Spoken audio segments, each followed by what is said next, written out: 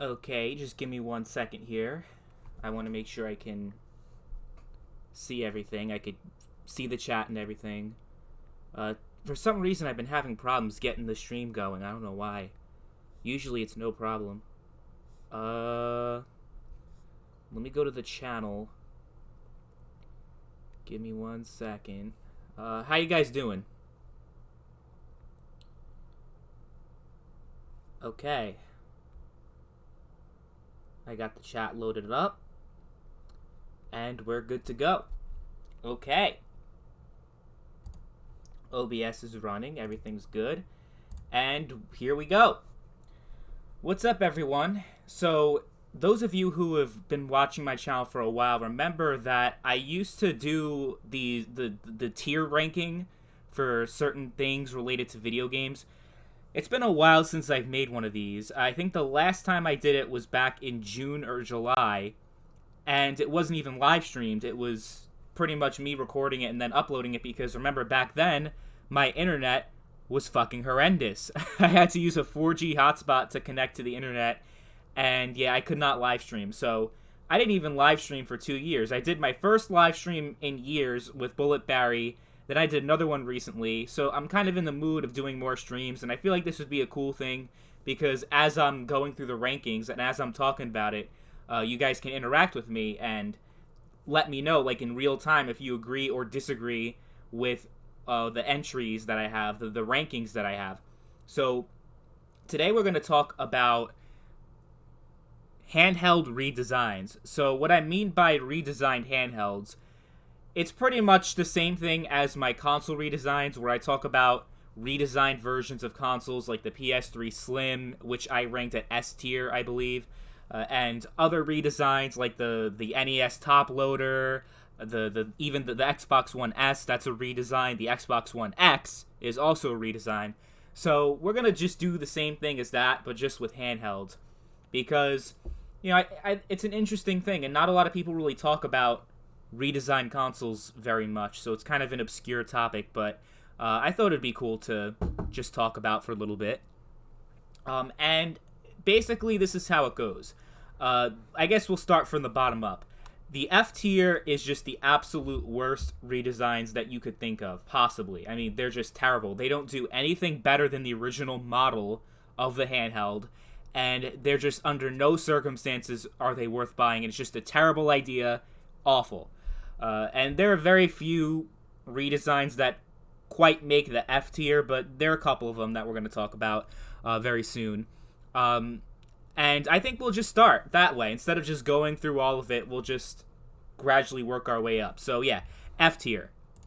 These are the two handhelds that I would say belong on the F tier. So the first one over here is the Game Boy Light. It's a very obscure handheld. It was only released in Japan, so chances are you never even heard of it before, but it was an abomination, okay? Well, like, okay, it wasn't, like, defective or anything. It did the job well, so it was pretty much a backlit Game Boy. That sounds amazing, right? Because the Game Boy had a really big problem where if you were in the dark, or if, like, you weren't in a well-lit area, like in the sun or in a well-lit room, you had a hard time seeing what the hell was going on in your game. So, Nintendo finally released a backlit version of the Game Boy in 1998. That's about a decade after the original Game Boy came out. So this really was a case of too little too late. This would have been a great thing like a few years after the Game Boy was released, not literally a few months before the Game Boy Color was released. You know what I'm saying? It was just pointless. It really had no purpose. I guess it would be a great collector's item for people who are really into the original Game Boy, but like when it came out, it really served no purpose whatsoever. It was terrible. And that's why it was only released in Japan, and it didn't sell very well, because the Game Boy Color came out soon after. And never mind the Game Boy Color, I mean, the Game Boy was approaching the end of its life cycle. So having this, like, right at the end is just very disappointing, and it really served no purpose. And then this thing. Oh my god. I think this is probably worse than the Game Boy Light, because at least the Game Boy Light, as much as a failure as it was, at least it got the job done. Like, it was a good Game Boy. Like, it was a console, it was a handheld, it was a Game Boy that was good and wasn't effective or anything, and it didn't miss any really important features. But this is called the PSP Street. It was released in 2011, okay? So it was released, like, right before the PS Vita came out, and it was only released in Europe.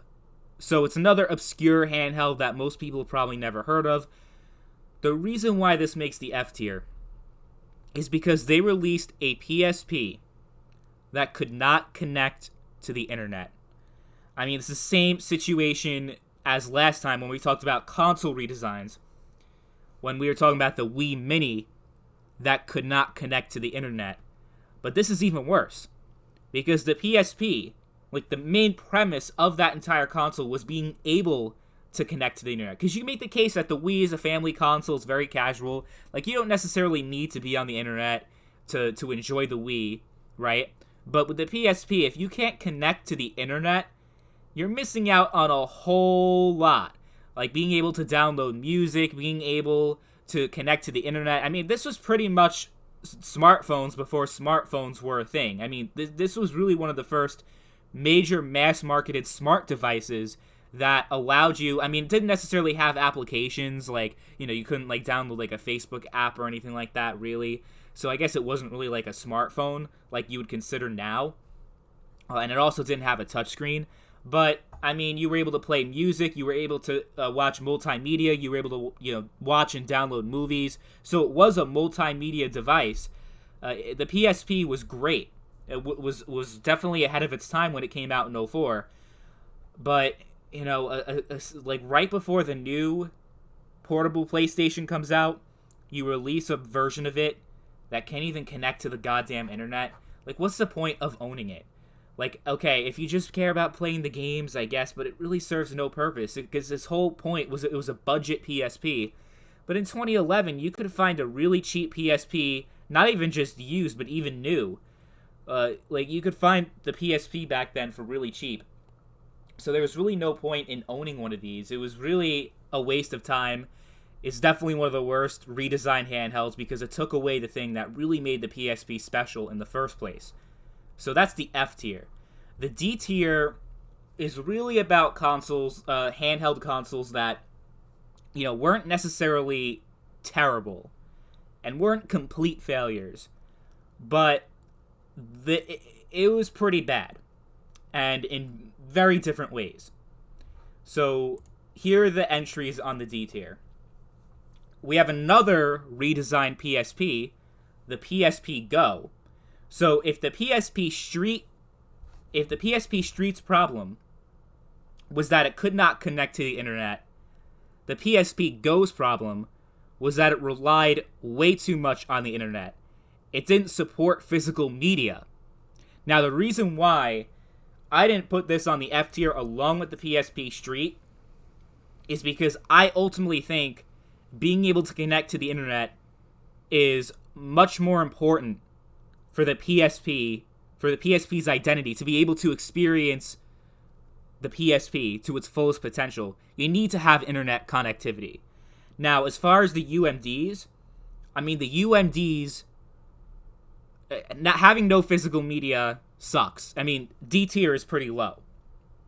But I would rather have that. If I had to choose between the two, like if a gun was pulled on my head and I had to choose between the PSP Go and the PSP Street, I would easily choose the PSP Go, even though it wasn't that good itself. I mean, it was just a complete failure because there was no demand. I mean, it tried to act like a smart, kind of like those old Sidekick phones, because you could flip it, but it really wasn't that great. I mean, it didn't really do anything that the other ones couldn't, because this one literally is like, it wasn't even that cheap either. It was pretty overpriced. I believe it was like $250. $250 for that, for a system that you can't even, if you have physical games, you can't even use them. So yeah, for people who already own a PSP and let's say their PSP broke down or something, this is an awful option. You should never consider it because it's terrible. But if I guess if it was your first time getting a PSP, I guess it would be a decent option, but it was no good. No good. And the controls were okay. I heard some things about, the sliding thing about, the PSP Go. Sometimes it wasn't really sturdy and it broke a lot, so that's another thing. I mean, it was a pretty cheap design. I will say one thing, though. Before I move on, I will say one thing about the PSP Go. It came out in 2009. It's a handheld console that supports Bluetooth. It has Bluetooth support, so you can plug in your Bluetooth headphones, connect your Bluetooth headphones, and, use Bluetooth. That was in 2009. The newest handheld that came out last year, the Switch Lite, which we will be talking about later, but the Switch Lite does not have Bluetooth, which I think is it's astonishing to me. But that's the one thing that I'll give the PSP Go is that it had Bluetooth. Other than that, though, not very good. And then next to it, maybe a lot of people will have a problem with not just this entry, but the entry after that. You can see the next two entries are the 2DS and the new 3DS. Well, let me explain why I rank them so low, because those are redesigns that are often regarded very highly, especially by people who are really into the 3DS and that are into Nintendo products. They're like, the 2DS was amazing, and the new 3DS was amazing. I can't rank those two systems higher than a D. So with the 2DS, it's really simple, really. The design was terrible. It was atrocious. Okay, try to fit that monstrosity into your pocket. People like to say a lot of things. They like to complain about the clamshell designs of the DSi and the DS and the Game Boy Advance SP and those handhelds that Nintendo released with the clamshell designs. People like to shit on those designs, saying that it's not sturdy, it could snap, it could break, and clamshell designs suck. Okay, here's the thing though. The DS and the 3DS both utilized two screens. Okay? So the clamshell design was very necessary to maintain the portability aspect of the system so it could fit in your goddamn pocket. The 2DS was ginormous. It could barely fit in your pocket. It was very clunky. It didn't feel comfortable at all. And the kicker is that literally less than a year after the 2DS came out, they released the new 3DS. So if you bought this new system for the first time, it became obsolete pretty quickly. And let's talk about that. The new 3DS, on its own, on the surface, is a pretty kick-ass redesign, right? It's more powerful than the 3DS. It has the second analog stick right here. It has a better camera. And overall, it's just a better version of the 3DS. So what can you hate about this system? Oh, also Miiverse and the native support for what are those goddamn things? The dolls. Why am I drawing a blank? Those stupid fucking Nintendo toys that you can plug in. Amiibos. There you go. So yeah, great system, right? Yeah, on the surface, it's an amazing system. It's a great redesign. But I ranked it very low on this list. Not because of the quality of the redesign itself. More so what it represents. Which is pretty much... Which is very anti-consumer. Okay, so if you care about consumer rights, if you care about doing the right thing for your customers, you should hate the new 3DS. Not even 3 years after the original 3DS came out, and 1 year after the 2DS, they released this new 3DS console that, as I said previously, is more powerful than the original, And as a consequence, there are certain games that can run on the new 3DS, but cannot on the original.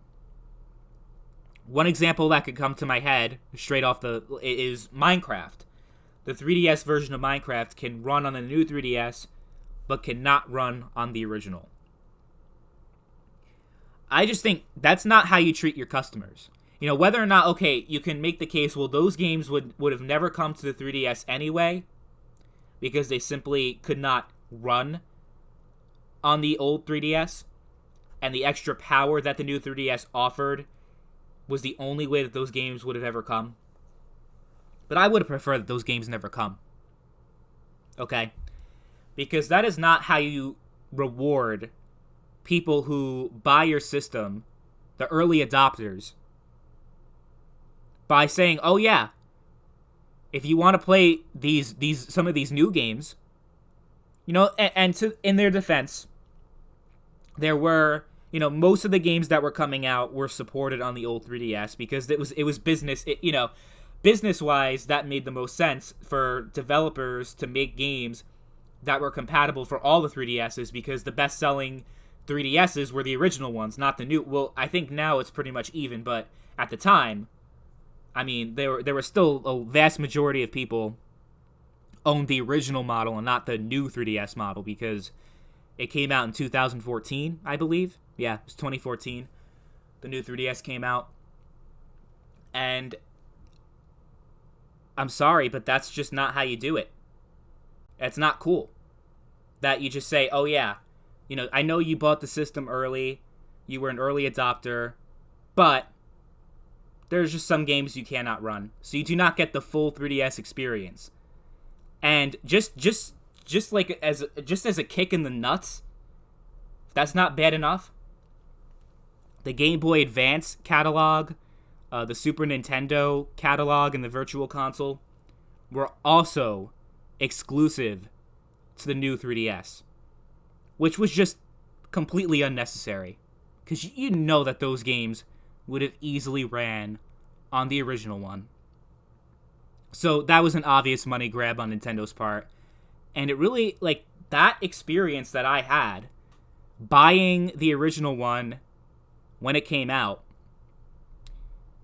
it really gave me a bad taste in my mouth and made me feel like, okay, I have no incentive to ever buy a Nintendo system as soon as it comes out, at least when it comes to handhelds. Because they're just going to make a new version of it that will not only be better, but it'll have certain features that are exclusive to it, that if I want to use those features, I have to get the new one. I mean, it's absurd. It's absolutely absurd. And the fact that people support this shit, it just blows my mind. So, on to the C tier. These are pretty much average redesigns, and we have a lot of them to go through. About 8 of them, yeah. So, again, these are just redesigns that weren't necessarily bad, but they also weren't good. They were okay. I mean, they were definitely good for certain people. Like, they were definitely targeted towards certain types of gamers over others. But generally speaking, I mean, they were not necessary. Like, they didn't really need to come out. So the first one on the left is the Game Boy Pocket, which was the first redesign of the Game Boy, which was about, it came out in 1996, so that was about 7 years, an entire 7 years after the original came out, until we actually got a redesign. And it was just smaller. Instead of having the green screen, it was black and white, so the games kind of looked a little bit better visually. But it really, it was okay. It was cheaper, too. It's cheaper to manufacture, so that was one thing. I will say, this was the first handheld that I ever remember owning, the Game Boy Pocket, because my grandfather was given a Game Boy Pocket, I guess for one of his birthdays or something. I don't know the whole story of how he got it, but I guess it just shows how much he liked it, because he just gave it away to me.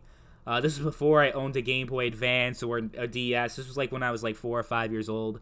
And he had Tetris, he had Centipede, he had a lot of those classic games, and I enjoyed it. I enjoyed it. There was another one, Pool, for the Game Boy, and I loved that game as well. So yeah, I mean that was a good experience, but for its time, it was just average. I mean, it didn't really do anything special. And the thing is, redesigns are never really supposed to fundamentally change the experience of the original.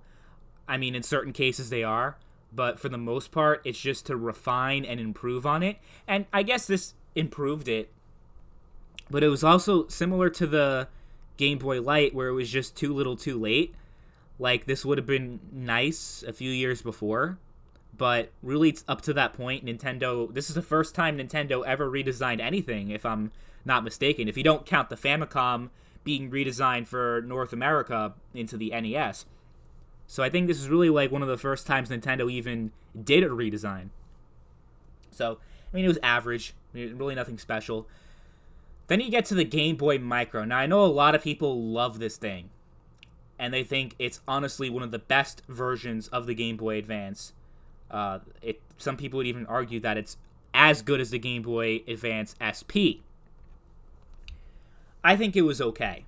It was average. So this is right around the time, around 2005, the iPod Nano was a big thing. The very small iPod that, was a budget iPod basically, and it was very tiny, and people back then were really obsessed with tiny things, tiny objects, tiny electronics is a better way of putting that, because tiny objects, that sounds very strange. The Game Boy Micro was essentially a budget version of the Game Boy. It was very small, it was very cheap, and, when you play it, you can tell, yeah, it was pretty cheap. It was, I guess some people they like that experience of having a really tiny system, but one thing that really marks it down significantly is, unlike the other Game Boy Advance models, this version of the Game Boy Advance cannot play Game Boy and Game Boy Color games. So that's a huge library of games you're missing out on. So that's one thing, and maybe a lot of people just don't care enough. So you could say, well, it's still good because it was a cheap budget version and it got the job done, I guess. But it felt way too cheap. And if you were older than like 10, your hands were probably too big to even enjoy this thing and be comfortable playing it. So that's another thing as well. So yeah, overall, Game Boy Micro is very average, nothing special. But, it was okay. I can't say it was good, but I also can't really say it was bad either. Then we get to these two PSPs, which are pretty much the same story. PSP 2000 and the PSP 3000. So the first redesign of the PSP was in 2007, which was essentially a slimmed down version of the original PSP, a little bit cheaper. It had a better the screen was a little bit better from what I remember as well, but really not that memorable. I mean, it was a very minor tweaks to the original PSP, and the PSP 3000 was an even slimmer model than the 2000. The screen was even better than the 2000 and the original, I guess you could call it the 1000 PSP. It also had a built-in microphone. It had various features that were added to it that the other PSPs did not have. But, at the same time, this was 2008. The PSP was kind of on its way out at that point. I mean, it still had a couple years left in it, but really, the PSP was in its prime, I would say, from like 2005 to 2007. After that, it really started to see a massive decline, and these redesigns didn't really do what Sony intended to do, which was to keep the PSP relevant. And also, the PSP Go was another attempt, and that was even worse. But these redesigns really weren't anything special. They were good, but it wasn't like, this is the definitive version of the PSP. Like, I must have this version. Like, it didn't really feel that way. I mean, if you had the original PSP, it was pretty much the same, with minor variations, like, the screen was better, But I didn't really think the original PSP had a bad screen necessarily, but that's just me. So yeah, I mean, not much to really say about those. Let's not waste a whole lot of time on them. So this is the 3DS. I'm sorry. Yeah, it is actually. I get confused because they're these models all look exactly the fucking same. But this is the 3DS XL. I'm sorry, this is the DSi XL.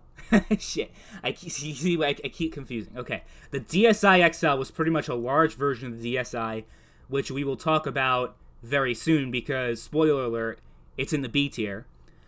And, you know, it was a large version of DS, which, you know, is pretty cool, but, you know, no GBA support, and, you know, it was a bigger version of it, but it was, like pretty much a year before the 3DS came out. And I understand the point of redesigns is to keep the system alive, but, like, let it die. You know, when you have a new system coming out, and you don't really need this large version of the DSi, it's kind of like, it's just kind of redundant.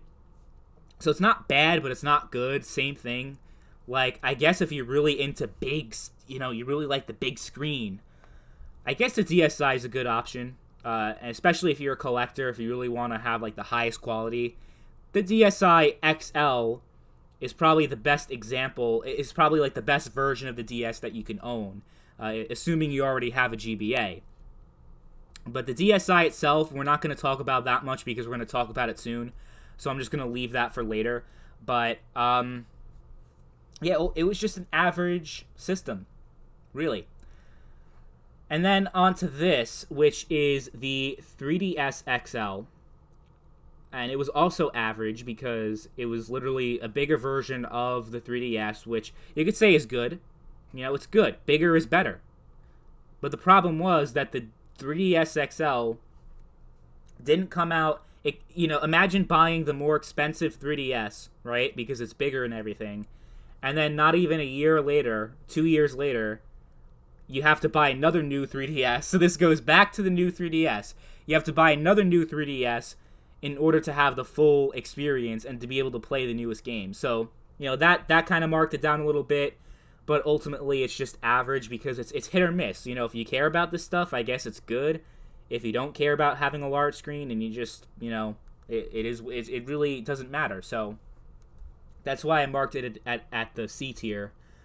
And then we get to the 2DS XL, which is actually the new 2DS XL. So this is also a new 3DS or new 2DS, whatever you want to say. And I marked this higher than the original 2DS because it had the clamshell. I know a lot of people don't like the clamshell, but I'll tell you. Again, the original 2DS felt horrible. It was awful. It was so uncomfortable, barely fit in your pocket. And yeah, so the new 2DS XL, I would mark a little bit higher just because of the clamshell design. But essentially, it's the same thing. No 3D, right? It's a budget version of the you know, it was kind of similar to the price of the original new 3DS because it was a bigger screen. But if you wanted the new 3DS XL, and that's another thing, the new 3DS XL would also get a C tier, because it was just, you know, same thing, big screen, whoop-de-fucking-do. But yeah, I mean, it is what it is. Bigger screens, whatever. And then onto the first and only redesign of the PS Vita. It's often referred to as the Vita 2000. It's pretty much a slim PlayStation Vita. I can't say it was good, because honestly, the OLED screen of the original Vita was better than this LCD screen that they had in the new one, and it was really to save money. So if you're a collector and you want a PS Vita, I would recommend getting the original one. Definitely. But, I mean, it's okay. You know, not much to say about that. But, yeah, these are just average systems. So, going on to the B tier. Okay, so this is interesting. I wasn't sure if the Game Boy Color was considered a redesign or if it was considered like to be a new generation of handhelds, right? But Nintendo officially considers this to be a version of the original. And there's a lot of sense in that. I mean, it's pretty much a colored version of the original Game Boy. Yes, there are certain games like Pokemon Crystal that would not run on the original one. So you have a little bit, beefier hardware. There are certain games that you can't run, so you don't have full compatibility for it to be considered entirely to be within the same generation. And obviously this came out a full 10 years after the original Game Boy, so there's a case to be made that, maybe this should be considered a different generation of handhelds. But if we're going to use that same metric, then the new 3DS down here should also be considered a new generation, because there are games that can run on the new one that can't run the old one. By the way, I forgot to mention that right analog stick is very uncomfortable on the new 3DS, on the 3DS XL, the new 2DS XL, or whatever. You know what I'm saying. The ones that added in the second analog stick. Other than that, you had to get a Circle Pad Pro. And honestly, I think the Circle Pad Pro was more comfortable than that little tiny stick. Yeah. But Game Boy Color was good. I wouldn't rank it at A or S just because, I mean, it extended the life of the Game Boy. And you did have some good games that were exclusive to the Game Boy Color. Like I mentioned, Pokemon Crystal. And there are several others, but not a whole lot, really. And there were some Game Boy games that were upgraded to color, but not all of them really translated well to color. Some of the games really didn't look that clean and sharp, as the original. And some games altogether you didn't really notice a difference. It would just be able to play the old Game Boy games, not really upgrade them to color so much. And the color wasn't backlit, so it was kind of disappointing.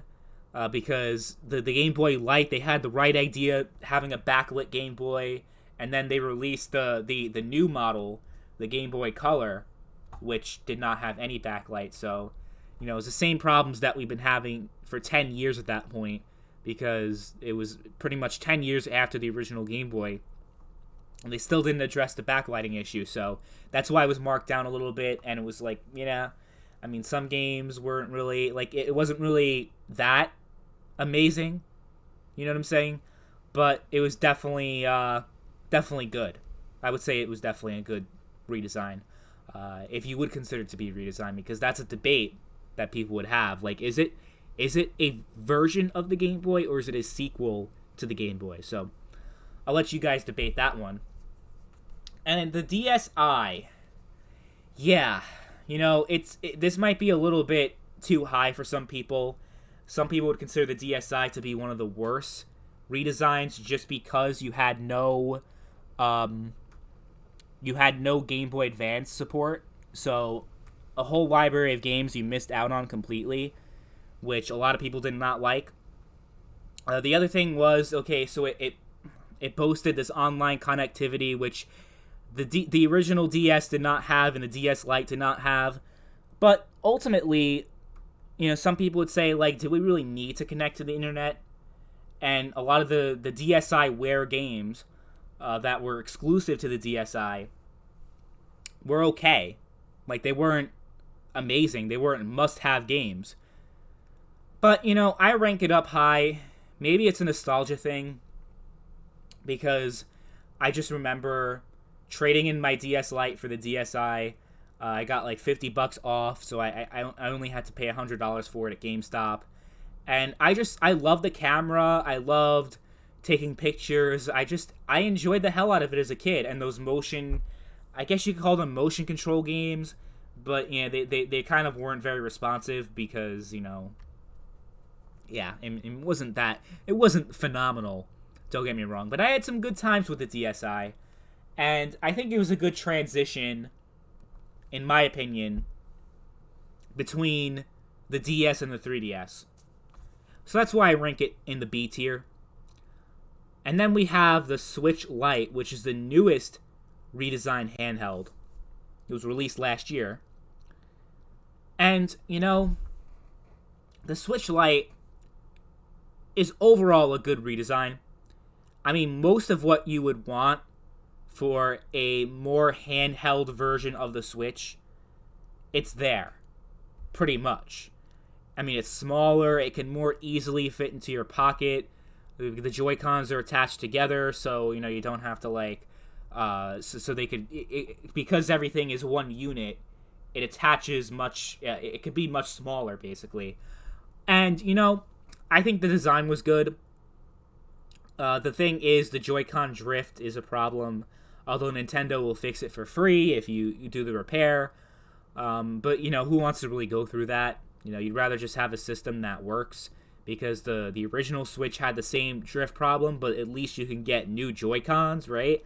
But the Joy-Cons are attached, so that slightly marks it down.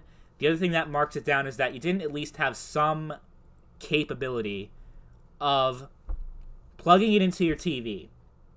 Not necessarily like, you know, the whole like premise of the Switch where you could dock it and do all that, but like have some type of like HDMI cable that connects to the Switch Lite, and you could pretty much use the Switch Lite as a controller instead of using it, you know, instead of just having no option at all, right? So I think that was kind of disappointing for a lot of people as well. So that marks it down a little bit also. But overall, you had slightly improved battery life, and by slightly improved, I mean like a half hour to an hour, so that's not really much to boast about. But as a handheld, it more or less does the job. It does a much better job at being a handheld than the original Switch, absolutely. That thing was way too big. The original Switch was way too big to be a viable handheld, in my opinion. I know some people carry it around, but you need to have a knapsack, you need to have a book bag, or some type of, like, thing, some type of case to carry it in. So we're talking about, like, real portability here. Definitely the Switch Lite does a much better job. So that's why I had to give it a B, and I didn't mark it down to a C, because it really did do a significantly better job at being handheld than the original Switch. And I think the whole TV connectivity thing might actually be a little bit unfair, because we're talking about handhelds here, not home consoles. So, you know, maybe it's a little bit unfair to, but I think B is a fair categorization for the Switch Lite. Okay, we're almost done here. We have two systems on the A tier, which I would say are really good redesigns that check almost every boxes that you'd want to fill, like when talking about a really good redesign, like what you'd expect from one. So the first one is a little bit more obscure than the rest of them, the Atari Lynx 2, which is a redesigned version of the Atari Lynx. Now, the Atari Lynx was a very underrated handheld console. It was well ahead of its time. Not only did it have color, but it also had backlighting. I mean, it was just a beast. Especially the redesign, because the original one was so goddamn huge. I mean, if you thought the Game Gear was big, this thing was ginormous. I'm talking about the original one. But this one was so much smaller. It had color, which was way ahead of the time, because the Game Boy dominated the handheld market for another decade before the Game Boy Color would come out. So color gaming on handhelds was not standardized for another decade before the Lynx came out, and the Game Gear as well. But the Lynx 2 really solved a lot of the problems that the original one had, especially the size. I mean, the size was a big thing. It was just way too big and way too clunky. So really get full enjoyment out of it. You also had better battery life because that thing died very quickly.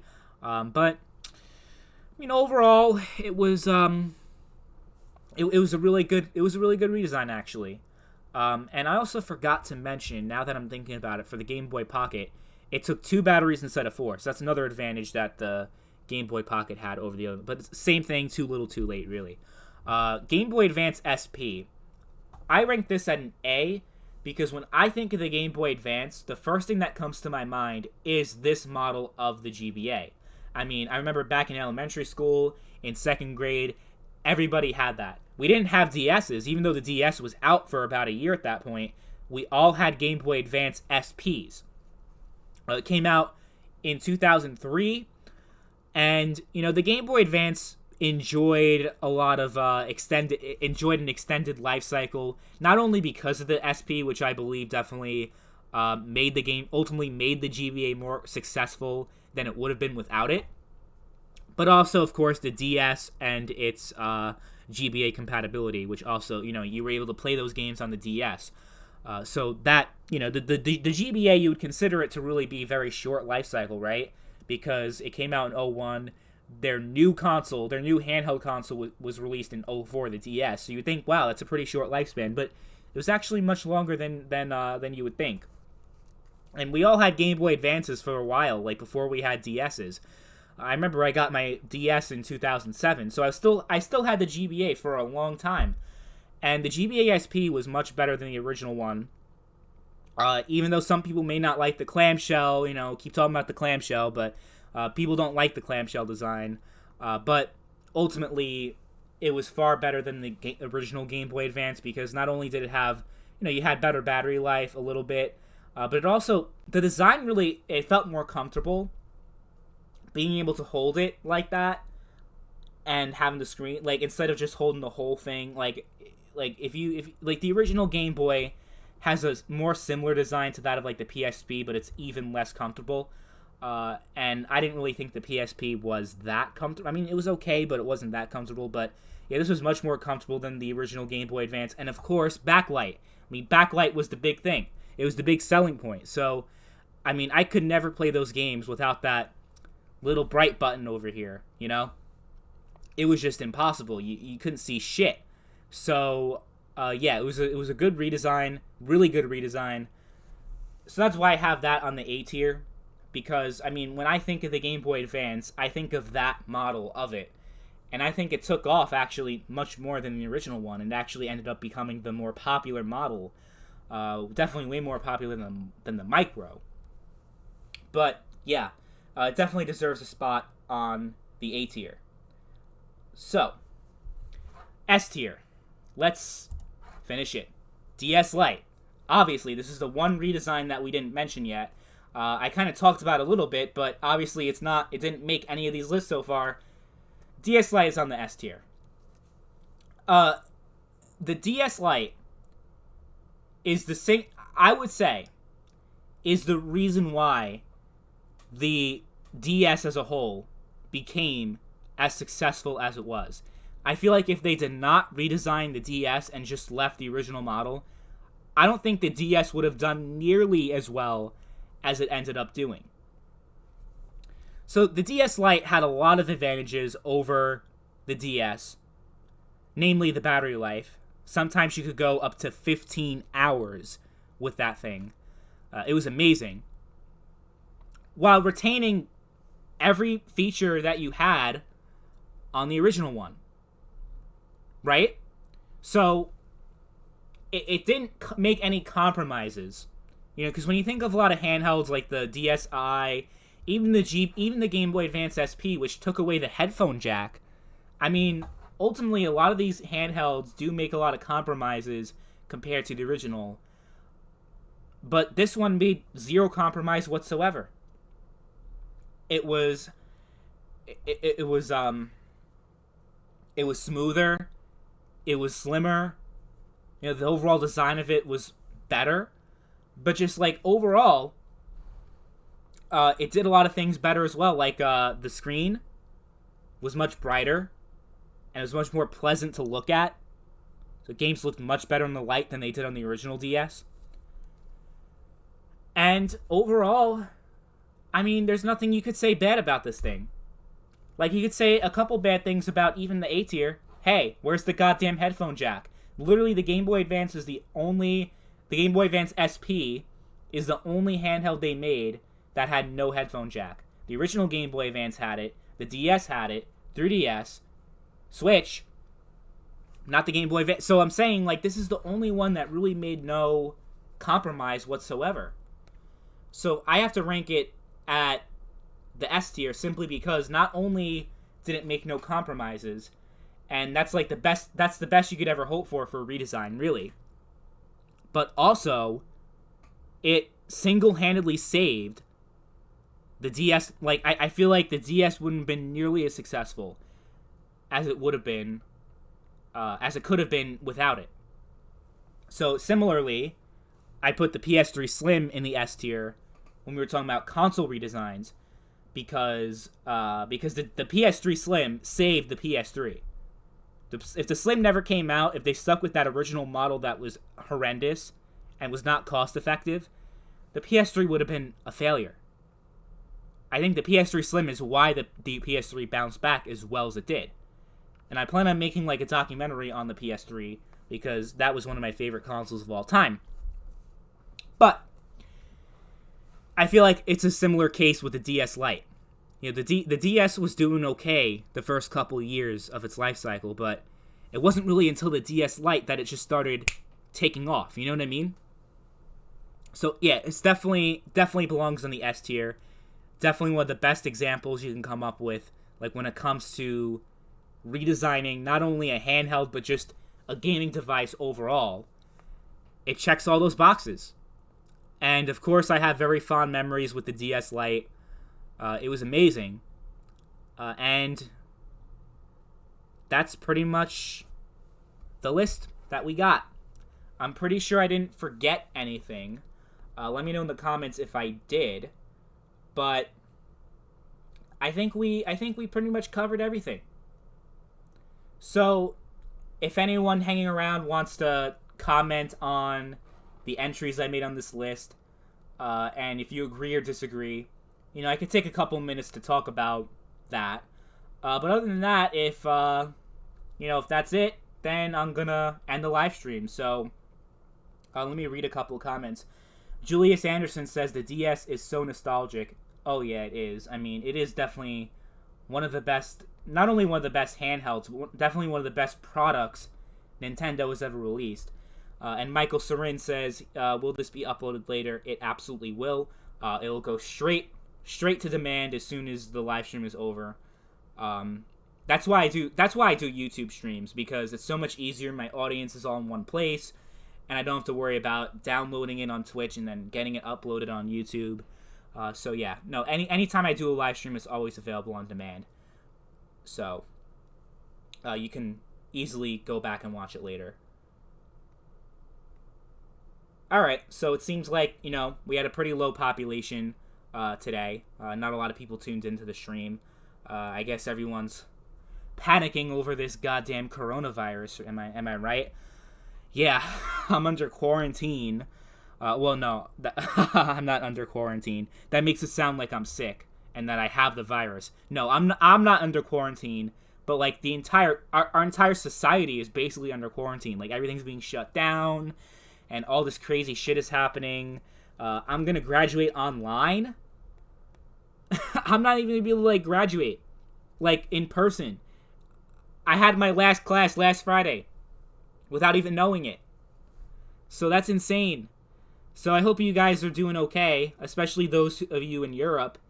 It's just incredible, like how just like 2 weeks ago everything was normal, right? Like we kept hearing about coronavirus, but those were just like racist memes against Chinese people. That's really all you really heard about the coronavirus. But now it's like this huge thing where literally like our way of life is changing. And yeah, it's temporary, but it's like it's incredible how it could just change like that. Dr. Daniel 316, Game Boy Advance SP and DS Lite are very nostalgic to me. No headphone jack is pretty annoying though, I'll say. Yeah. I think it was fair to knock down the GBA SP a little bit because of the no headphone jack. Because as amazing as the Game Boy Advance SP was, and I think it did a lot of good for the GBA, like the DS Lite did a lot of good for the DS, I still think like the no headphone jack, like really, was that necessary? You know what I mean? Like if you're playing in the car, you know, if you're on the road or something, and you can't use the headphone, like there's no option for that, and you just have to have the volume on. Like it's annoying, like, and it's kind of unnecessary. Like why did they do that? Obviously it was to cut costs, and you could get one of those adapters. Like you could plug it in. It's similar to what you have right now with the iPhone that has no headphone jack. You have to plug in an adapter that plugs into your charger. It was the same deal with the SP, but it was annoying. It was very it was just unnecessary. It was inconvenient. You know what I'm saying? But the DS Lite, I mean, had everything the original did and better. And it definitely boosted the DS's popularity, and the DS definitely would have been as big without it. So, yeah, that's the one thing that belongs in the S tier. I never actually used an original GBA model. Always had an SP. Me neither. I mean, I played it before because I've had friends back then that owned the original, but not a lot of them. I mean, most of them had an SP. But yeah, I mean, that's the one. Like, when you think of the Game Boy Advance, correct me if I'm wrong, but like, you think of the SP, of the Game Boy Advance SP, as the Game Boy Advance. Like, you don't even think of it as like a redesign. You just think of it as the Game Boy Advance. Like, if you go back to my to one of my previous VGR episodes, where I take a look at handhelds, so not the redesigns, but just the handhelds overall, you know, where I rank the DS, the PSP, I rank the Game Boy, like, at any handheld you can think of, really, the PSP, PS Vita, even the Game Gear, like, I went over everything. When I ranked the Game Boy Advance high, I believe I used an image of the Game Boy Advance SP and not the original model. Same thing with the DS. So, like, these two systems, they're redesigns, but they're, like, synonymous with the entire console, if that makes sense. Dr. Daniel, again, says, I always remember people had a DS Lite as a kid. Never saw many of them with the original model or the DSi. Sierra, the man in the white van who touched me gave me a DS Lite. Well, I'm sorry you went through that. Him and his comments, man. Hey, you know, he's a troll, and he can be a real pain in the ass sometimes, but you can't say this guy is not entertaining. He is very entertaining, and oh man. But going back to your comment, Dr. Daniel, yeah, I had a DSi. Not a lot of people I knew had a DSi, but I only knew like 2 or 3 people that had an original DS. So yeah, the DSi was really the dominant model, and so was the Game Boy Advance SP. Absolutely. So before I leave, I want some suggestions on what tier list I should do in the future. I'm thinking of doing controllers, because I haven't done that yet. But I was thinking of waiting until the PS5 and the next generation Xbox before I do that, because it will be outdated really quickly. Like, if I do it, if that's the next thing I do, if I do that in like a couple weeks, or if I do it like in a month or 2 months, whatever, it's going to be outdated really quickly. So I'm thinking of waiting until the PS5 controller and the new Xbox controller comes out, so it will be up to date. But yeah, I mean, Dr. Daniel, might be somewhat of a popular opinion, but I also hate the DSi due to them removing the GBA slot. That was a huge mistake, and it gave me a good reason to not upgrade, as I played GBA games a lot. Yeah, I didn't mark it down too much because of the lack of GBA compatibility, only because it took away something that was very significant, which was GBA compatibility, but it also added the online functionality and all that you did not have on the original DS. And you could say, well, you know, I think having a larger game library is more important than being able to connect to the internet. And as I said when I actually went over the DSi, I admitted that a lot of the games that were exclusive to it weren't all that great. But as a kid, for some reason, I loved it. And I think overall it was good because, you know, there are a lot of handhelds like these ones that took some things away, but didn't really add that much, but they were okay. Like the Game Boy Micro, for example, you had no Game Boy Color support at all. But it holds a special place in my heart, and it was also, in my opinion, it was a good system. And it was a really good redesign. So, I mean, that's why I ranked it at B. Like I said, this is probably the most unpopular thing that I probably put up there.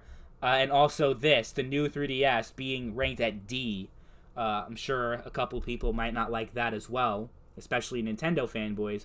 Controllers would be a good one, actually. GameCube and original Xbox are among my favorite controllers, although GameCube controllers just feel perfect. Are you talking about the Duke controller for the original Xbox? Because, oof, I don't think I agree with that. The Duke controller was just, I mean, it was so bad that they had to redesign the entire controller. I mean, it was, if you liked it, great, but most people didn't. So I don't think I could rank it too high when I talk about controllers, but definitely I want to wait and see what Sony and Microsoft are cooking for the next generation before I move on to controllers, because if I do it now, people are going to be like, wait, what about the PS5 controller? What about the Xbox Series X controller? So I'd have to like either redo it or make an addition to it. So I'm probably going to wait until November, December before I actually do controllers. The Type S. Okay, good. I thought you were saying the Duke. I'm like, oof. That's an interesting opinion. Yeah, the Type S controller was really good. The Xbox 360 controller was also really good. I mean, Microsoft generally is consistent when it comes to good controllers, but I'm not going to go over controllers because that will kind of... we'll do that another time. But I have other ideas, like, I don't know, video game mascots like Sonic and Mario, like, rank them all, but that doesn't sound like all that interesting, really. I don't know. And that's really the reason why I stopped doing these, because I kind of ran out of ideas. I guess another idea would be add-ons, because it's another, like, obscure thing that you don't really hear about a lot. So when I mean add-ons, I mean, like, the Sega CD, I mean, like, the 32X, and most of them are fucking bad. So you might not have a lot of B tier, A tier, or S tiers when it comes to add-ons, really. But that would be an interesting thing to talk about, because you don't really hear that much about it. And that's why I talked about redesigns, because you don't hear much about redesigns. Dr. Dan, the Duke was awful. I pawned that thing off when I got 4 Type S controllers. Sierra Air argues that the Duke controller is fine until you get used to it and go back to a small controller and it feels much better. Yeah, the Duke controller, for some reason, still has a lot of fans. Like, I remember, it was Seamus Blackley, who was one of the original designers of the original Xbox. He designed the Duke controller as well, and he released a Duke controller that was compatible with the Xbox One. I believe it was like a wireless Duke controller, and it was selling like crazy. Like, it actually sold well. And I'm like, interesting, because no one thought it was good back then, but it's like, it's a weird nostalgia thing. Something that's like 10, 20 years old, it's automatically good, even though it was bad. That's the thing about nostalgia. It's so weird. It's so weird. But Dr. Daniel says, my only issue with the Xbox 360 controllers are the sticks tend to be a bit too sensitive for shooters, and the D-pad is bad, but it's a great controller overall. Yeah, I would definitely say that. I'm not sure where I'd put it in a tier ranking. I will say that I think the Xbox One is an overall better controller than the 360, which a lot of people might not agree with, but that's what I think. So, how long have we been going? Because it's been a while, right? About an hour. I think an hour is an acceptable time for a live stream. The new Duke isn't wireless. Oh, okay, so it's wired. See, yeah, thanks for correcting me. I didn't know exactly, like, because I didn't really follow it, because I didn't give a shit about the Duke. How is it like playing those games, though? Like, playing modern games with a Duke controller, it's got to feel really weird. I don't know what the hell they were thinking. So we're definitely going to talk about the Duke. We're definitely going to talk about the 360 controller. We're definitely going to talk about all of that in due time. But probably not for a long time. So, with all that said, unless you guys have something else to say about the handhelds, if you agree with what I have to say about the 3DS, the new 3DS, which I'm sure, might be a little bit controversial. But I think this is a fair list. I took everything into consideration. I feel like this is a pretty solid list, in my opinion. Especially the F tier. The F tier is just, there's no positive spin you could have on a backlit Game Boy that came out 10 years later, only for the Game Boy Color to come out right after that, and then a PSP that could not connect to the internet. I mean, there's no positive spin you could have on any of that. So the F tier is definitely fair. The D tier, people hate the PSP Go. People like the 2DS. I don't know why, honestly. But yeah, overall, very fair list. With that said, I'm going to end it here. Thank you, especially Dr. Daniel and Sierra Air, and also Julius Anderson, Michael Serene for tuning in.